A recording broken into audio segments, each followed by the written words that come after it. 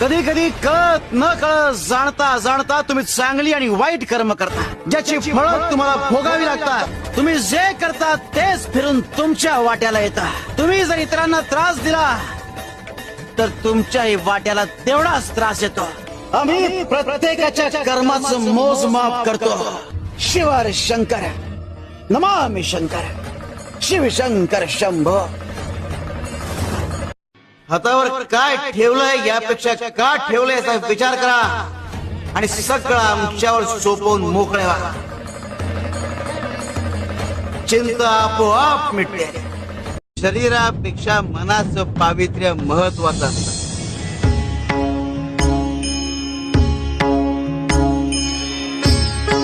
शेवटी शरीर हे पार्थिव आणि त्यावर धूळ साचली म्हणून काही ते अपवित्र होत